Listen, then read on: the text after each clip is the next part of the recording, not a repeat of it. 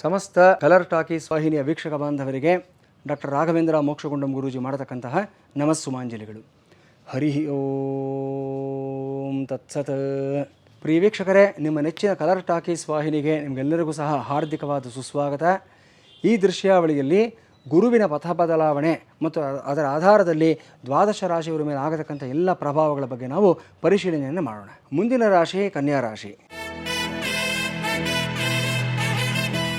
ಕನ್ಯಾ ರಾಶಿ ವಿಚಾರ ನಾವು ನೋಡಿದ್ದಾದಲ್ಲಿ ಚತುರ್ಥಾಧಿಪತಿ ಸಪ್ತಮಾಧಿಪತಿ ಎರಡೂ ಆಗಿರ್ತಕ್ಕಂಥ ಗುರು ನಿಮಗೆ ಏಕಾದಶ ಸ್ಥಾನದಲ್ಲಿ ಇರತಕ್ಕಂಥದ್ದನ್ನು ನೋಡ್ತಾ ಇದ್ದೀವಿ ನಾವು.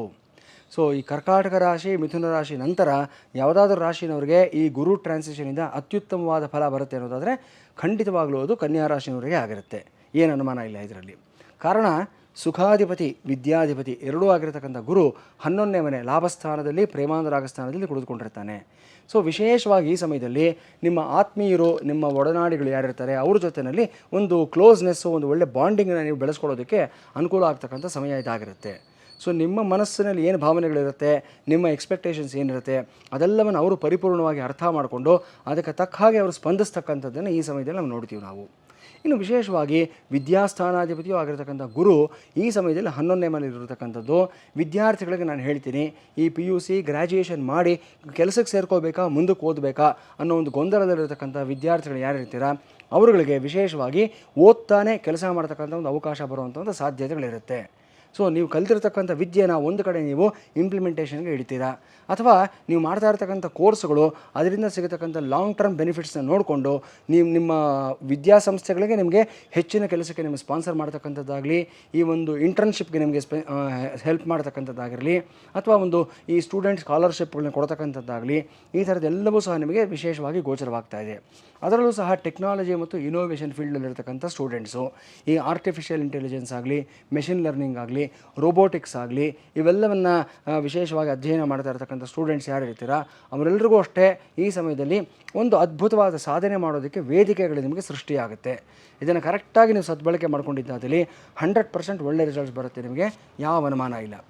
ಇದರ ಜೊತೆಯಲ್ಲಿ ಈ ಚಾರ್ಟರ್ಡ್ ಅಕೌಂಟೆಂಟ್ ಕೆಲಸ ಮಾಡ್ತಕ್ಕಂಥವರು ಮತ್ತು ಆಡಿಟಿಂಗ್ ಕೆಲಸ ಮಾಡ್ತಾ ಇರ್ತಕ್ಕಂಥವರು ಮತ್ತು ಈ ಒಂದು ಲೇವಾದೇವಿ ಕೆಲಸಗಳು ಮಾಡ್ತಕ್ಕಂಥವರು, ಫೈನಾನ್ಸ್ನ ಸಬ್ಜೆಕ್ಟಾಗಿ ತೊಗೊಂಡು ಓದ್ತಾ ಇರತಕ್ಕಂಥ ಸ್ಟೂಡೆಂಟ್ಸ್ ಆಗಿರ್ಬೋದು, ಬ್ಯಾಂಕಿಂಗ್ ಸಬ್ಜೆಕ್ಟ್ಸ್ ತೊಗೊಂಡಿರ್ತಕ್ಕಂಥವ್ರು ಆಗಿರ್ಬೋದು, ಈ ಶೇರ್ ಮಾರ್ಕೆಟ್ನ ಸ್ಟಡಿ ಮಾಡ್ತಕ್ಕಂಥ ವಿದ್ಯಾರ್ಥಿಗಳು, ಇವರೆಲ್ಲರಿಗೂ ಅಷ್ಟೇ ಈ ಸಮಯದಲ್ಲಿ ಅದ್ಭುತವಾದಂಥ ಲಾಭಗಳು ಮತ್ತು ವಿಶೇಷವಾದ ಜವಾಬ್ದಾರಿ ಎಲ್ಲವೂ ನಿಮಗೆ ಸಿಗತಕ್ಕಂಥ ಸಾಧ್ಯತೆಗಳು ಕಾಣಿಸ್ತಾ ಇದೆ.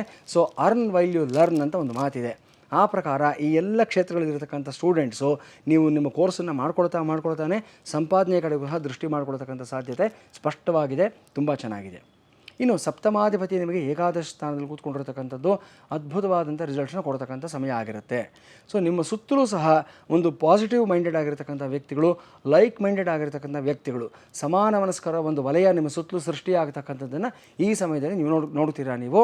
ಸೊ ಎಲ್ಲರ ಜೊತೆ ಒಂದು ಪಾಸಿಟಿವ್ ವೈಬ್ಸು, ಪಾಸಿಟಿವ್ ಒಂದು ಇಂಟ್ರ್ಯಾಕ್ಷನ್ಸ್ ಆಗ್ತಕ್ಕಂಥದ್ದು, ಅದು ಅವರೆಲ್ಲರನ್ನ ಸೇರಿಸ್ಕೊಂಡು ಮುನ್ನುಗ್ಗಿ ನೀವು ಒಂದು ವಿಶೇಷವಾದ ಸಾಧನೆ ಮಾಡ್ತಕ್ಕಂಥದ್ದನ್ನು ಕಾಣ್ತೀರಾ ನೀವು. ಅದರಲ್ಲೂ ಸಹ ಕನ್ಯಾ ರಾಶಿನಲ್ಲಿ ಹೆಣ್ಣುಮಕ್ಕಳು ತುಂಬ ವಿಷನರಿ ಕ್ವಾಲಿಟೀಸ್ ಅವರಲ್ಲಿರುತ್ತೆ. ನಾವು ಸಾಧಾರಣವಾಗಿ ನಾವು ನೋಡ್ತಾ ಇರ್ತೀವಿ, ಆಂಟ್ರಪ್ರೆನ್ಯೂರ್ಶಿಪ್ಪು, ಒಂದು ಬಿಸ್ನೆಸ್ನ ಸ್ಥಾಪನೆ ಮಾಡ್ತಕ್ಕಂಥದ್ದು ಅಥವಾ ಏನೋ ಒಂದು ಇನೋವೇಷನ್ಸ್ ಮಾಡ್ತಕ್ಕಂಥದ್ದು ಅಂದರೆ ಬರೀ ಗಂಡಸರೇ ಜಾಸ್ತಿ ಮಾಡ್ತಾರೆ ಅಂತ ನಾವು ಅಂದ್ಕೊಂಡ್ಬಿಟ್ಟಿರ್ತೀವಿ. ಯಾವುದೋ ಕಾಲದಲ್ಲಿ ಮೇರಿ ಕ್ಯೂರಿ ಮಾಡಿರ್ತಕ್ಕಂಥ ಒಂದು ಸಾಧನೆ ಆಗಲಿ, ಅಥವಾ ಒಂದು ಬಯೋಕಾನ್ ಸಂಸ್ಥೆಯನ್ನು ಯಾವುದೋ ಕಾಲದಲ್ಲಿ ಸ್ಥಾಪನೆ ಮಾಡಿರ್ತಕ್ಕಂಥ ಕಿರಣ್ ಮಾಜುಮ್ದಾರ್ ಆಗಲಿ, ಇವು ನಮ್ಮ ಗಮನಕ್ಕೆ ಬರೋದೇ ಇಲ್ಲ. ಬರೀ ಗಂಡಸರೇ ಸಾಧನೆ ಮಾಡೋದು ನಾವು ಅಂದ್ಕೊಂಡಿರ್ತೀವಿ. ಯಾವುದೋ ಸಿನಿಮಾದಲ್ಲಿ ಯಾರು ಹೇಳ್ದಂಗೆ ಹೆಣ್ಮಕ್ಳೇ ಸ್ಟ್ರಾಂಗು ಗುರು ಅನ್ನೋ ಪ್ರಕಾರ ಕನ್ಯಾ ರಾಶಿ ಹೆಣ್ಣುಮಕ್ಕಳು ಈ ಸಮಯದಲ್ಲಿ ಇನೋವೇಷನ್ ಆಗಲಿ ಅಥವಾ ಒಂದು ಟೆಕ್ನಾಲಜಿ ಕ್ಷೇತ್ರದಲ್ಲಾಗಲಿ, ಆಂಟ್ರಪ್ರೆನ್ಯೂರ್ಶಿಪ್ನಲ್ಲಾಗಲಿ ನಿಮ್ಮ ಸಾಮರ್ಥ್ಯ ಏನು ಅನ್ನೋದನ್ನು ತೋರಿಸಿ ನೀವು ಗಂಡು ಮಕ್ಕಳಿಗೆ ನಾವು ಯಾವ ರೀತಿಯಲ್ಲೂ ಸಹ ಕಡಿಮೆ ಇಲ್ಲ ಅನ್ನೋದನ್ನು ಸ್ಪಷ್ಟವಾಗಿ ತೋರಿಸ್ತಕ್ಕಂಥ ಒಂದು ಸಮಯ ಇದಾಗಿರುತ್ತೆ. ಸೊ ಒಂದಷ್ಟು ಜನ ನಿಮಗೆ ಮೆಂಟರ್ಸು, ನಿಮಗೆ ಸಪೋರ್ಟಿಂಗ್ ಆಗಿ ನಿಂತ್ಕೊಳ್ತಕ್ಕಂಥವರು, ಇನ್ವೆಸ್ಟರ್ಸು ಮತ್ತು ಗೈಡ್ಸು ಎಲ್ಲರೂ ಸಹ ಬರ್ತಾರೆ. ಎಲ್ಲದಕ್ಕೂ ಮೂಲ ಕಾರಣ ಏನು ಅಂತಂದರೆ ಸಪ್ತಮಾಧಿಪತಿ ಆಗಿರತಕ್ಕಂಥ ಗುರು ಉಚ್ಚನಾಗಿ ಏಕಾದಶ ಸ್ಥಾನದಲ್ಲಿ ಕುಳಿತುಕೊಂಡಿರ್ತಕ್ಕಂಥದ್ದೇ ಇದಾಗಿರುತ್ತೆ. ಸೊ ನಾವು ಲೌಕಿಕವಾಗಿ ನೋಡ್ತಾ ಇರ್ತೀವಿ, ಯಾರೋ ಸಪೋರ್ಟ್ ಮಾಡಿದ್ರು, ಯಾರೋ ನಮ್ಮನ್ನು ಬೆಂತಟ್ಟಿದ್ರು, ಯಾರೋ ಪ್ರಶಂಸೆ ಕೊಟ್ಟರು, ಅದರಿಂದ ನಾನು ಬೆಳ್ಕೊಂಡು ಹೋಗ್ಬಿಟ್ಟೆ ಅಂತ ಅಂದ್ಕೊಳ್ತೀವಿ ನಾವು. ಈ ಲೌಕಿಕವಾದ ಬದಲಾವಣೆ ಹಿಂದೆ ಇರತಕ್ಕಂಥ ಅಲೌಕಿಕವಾದಂಥ ಒಂದು ಕಾರಣ ಯಾವುದು ಅಂತಂದರೆ ಪ್ಲಾನೆಟರಿ ಟ್ರಾನ್ಸಿಟ್ಸೇ ಆಗಿರುತ್ತೆ. ಸೊ ಅದನ್ನು ಅದರ ಜೊತೆಲಿ ತಾಳೆ ಹಾಕಿ ನಾವು ನೋಡಿದಾಗ ನಮ್ಗೆ ಗೊತ್ತಾಗುತ್ತೆ, ಸರ್ವಂ ಗ್ರಹಾಧೀನಂ, ನಮ್ಮ ಜೀವನ ಎಲ್ಲವೂ ಸಹ ಗ್ರಹಗಳಿಗೆ ಅಧೀನವಾಗಿರುತ್ತೆ. ಆ ಗ್ರಹಗಳು ಆಡಿಸಿರೋ ಪ್ರಕಾರ ನಾವು ಆಡ್ತಾ ಇರ್ತೀವಿ ಅನ್ನತಕ್ಕಂಥದ್ದು. ಸೊ ಅವಕಾಶ ಬಂದಾಗ ಸರಿಯಾಗಿ ಬಳಸ್ಕೊಂಡು ಕನ್ಯಾ ರಾಶಿಯವರು ಮುನ್ನುಗ್ಗಿ ನಿಶ್ಚಯವಾಗಿ ಒಳ್ಳೆಯ ಫಲಿತಾಂಶಗಳನ್ನ ಪಡ್ಕೊಳ್ತೀರಾ, ಏನೂ ಸಮಸ್ಯೆ ಇಲ್ಲ. ಇನ್ನು ಈ ಉಚ್ಚಗುರುವಿನ ದೃಷ್ಟಿ ನಿಮಗೆ ತೃತೀಯ ಸ್ಥಾನದ ಮೇಲೆ, ಪಂಚಮ ಸ್ಥಾನದ ಮೇಲೆ, ಸಪ್ತಮ ಸ್ಥಾನದ ಮೇಲೆ ಬೀಳತಕ್ಕಂಥದ್ದು ನಾವು ನೋಡ್ತಾ ಇದ್ದೀವಿ ನಾವು.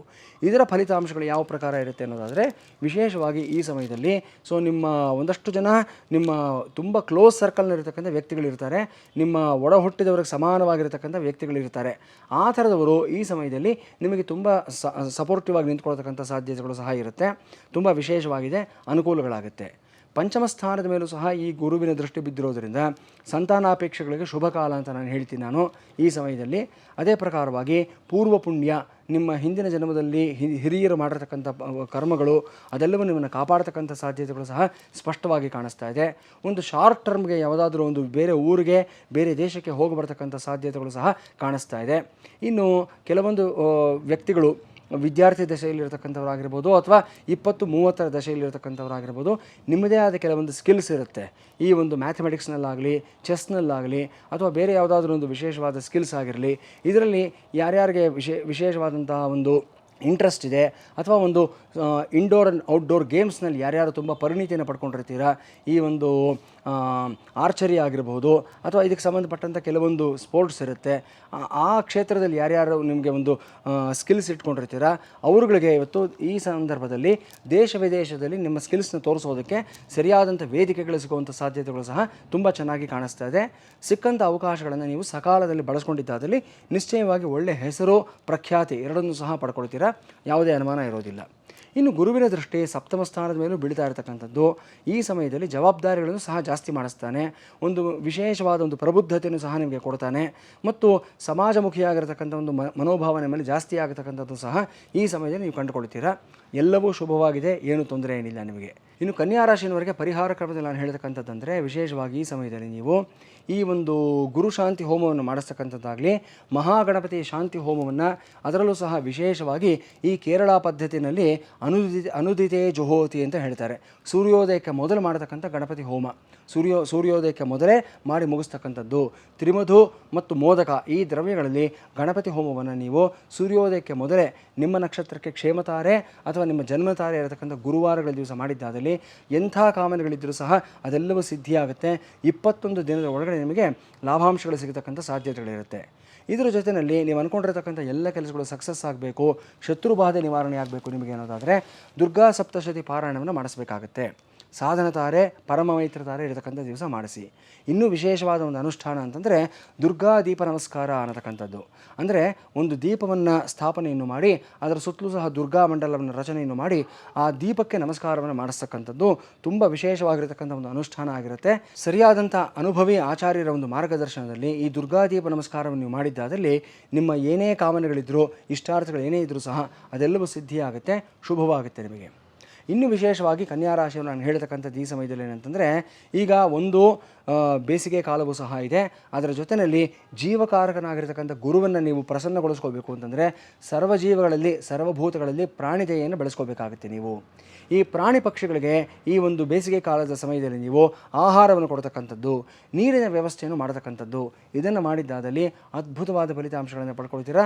ತನ್ಮೂಲಕ ಅಗೋಚರವಾಗಿ, ಪರೋಕ್ಷವಾಗಿ ಗುರುವನ್ನು ನೀವು ಸುಪ್ರಸನ್ನಗೊಳಿಸ್ಕೊಳ್ಳೋದಕ್ಕೆ ವಿಶೇಷವಾದ ಒಂದು ಪ್ರಯತ್ನ ಇದಾಗಿರುತ್ತೆ. ಇದೆಲ್ಲವನ್ನು ಮಾಡಿದ್ದಾದಲ್ಲಿ ನಿಶ್ಚಯವಾಗಿ ಕನ್ಯಾ ರಾಶಿಯವರಿಗೆ ಶುಭವಾಗುತ್ತೆ, ಯಾವುದೇ ಅನುಮಾನ ಇರೋದಿಲ್ಲ. ಪರ್ಟಿಕ್ಯುಲರ್ಲಿ ಒಂದು ವಿವಾಹದ ವಯಸ್ಸು ದಾಟಿರ್ತಕ್ಕಂಥ ಹೆಣ್ಣು ಮಕ್ಕಳಿಗೆ ಈ ಸಮಯದಲ್ಲಿ ಒಳ್ಳೆಯ ಸಂಬಂಧ ಸಿಗುವಂಥ ಒಂದು ಸಾಧ್ಯತೆ ಇರುತ್ತೆ. ಬಹಳಷ್ಟು ಜನ ಸ್ವಲ್ಪ ಫ್ರಸ್ಟ್ರೇಟ್ ಆಗೋಗಿರ್ತಾರೆ, ಯಾವುದೇ ಸರಿಯಾದಂಥ ಸಂಬಂಧ ಸಿಕ್ಕಿರೋದಿಲ್ಲ ಮತ್ತು ಮುಂದಿನ ಜೀವನ ಹೇಗೋ ಏನೋ, ನನ್ನ ಮುಂದಿನ ಒಂದು ಆಸರೆ ಯಾವ ಪ್ರಕಾರವಾಗಿರುತ್ತೆ ಅನ್ನತಕ್ಕಂಥದ್ದು. ಆದರೆ ಇಷ್ಟು ದಿವಸ ನೀವು ಕಾದಿದ್ದಕ್ಕೂ ನೀವು ಮಾಡಿರ್ತಕ್ಕಂಥ ಎಲ್ಲ ಅನುಷ್ಠಾನಗಳಿಗೆ ಪೂಜಾ ಫಲಗಳು ಸಿಗತಕ್ಕಂಥ ಸಮಯ ಇದಾಗಿರುತ್ತೆ.